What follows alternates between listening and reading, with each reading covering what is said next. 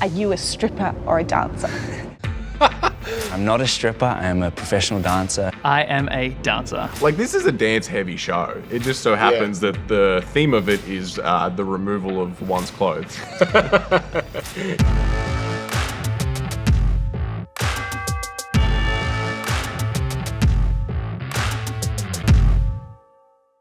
Boom, boom, boom, and then bah, boom.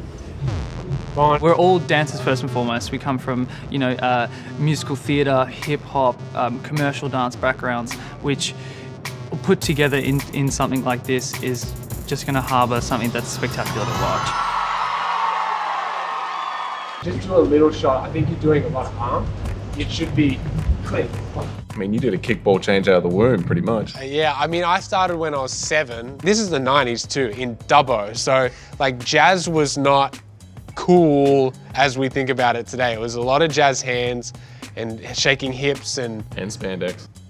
There was no spandex. There was a little bit of spandex.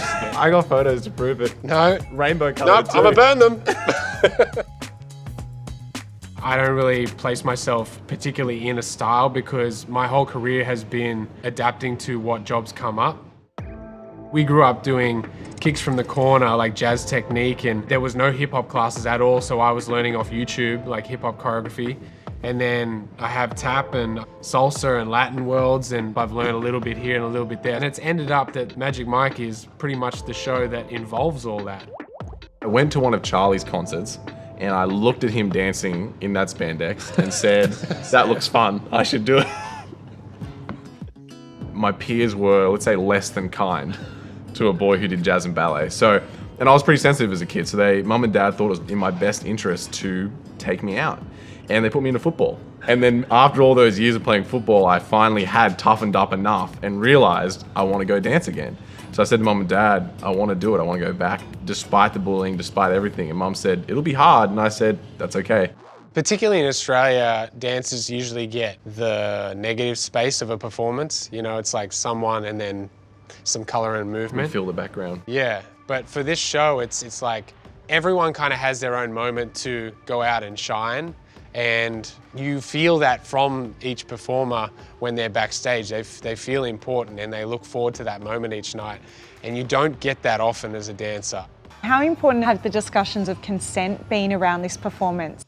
We go through extensive conversations with our female choreographer and directors where they explain what we need to do to make sure that everyone feels respected, that everyone is safe. And that's really what the show is about. It's about empowering women and making them feel loved and seen.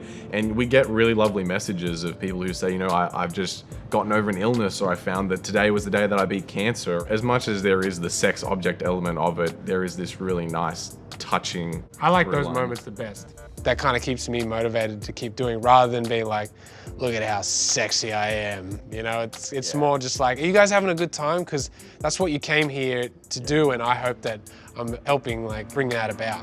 We even safe words. So if we were to get too close to someone and they felt uncomfortable, they could simply say it and we'd say, of course, have a great night, and we'd step away. We're not claiming to put on a perfect theatre show or anything like that. It's an experience. What we provide is an escape from reality. You can come to Magic Mike and have a good time, let your hair down, enjoy really good dancing and really talented men, but at the same time, not take yourself too seriously. And I don't think we ever try to pretend to be more than that. And I think that really resonates with the audience when they come.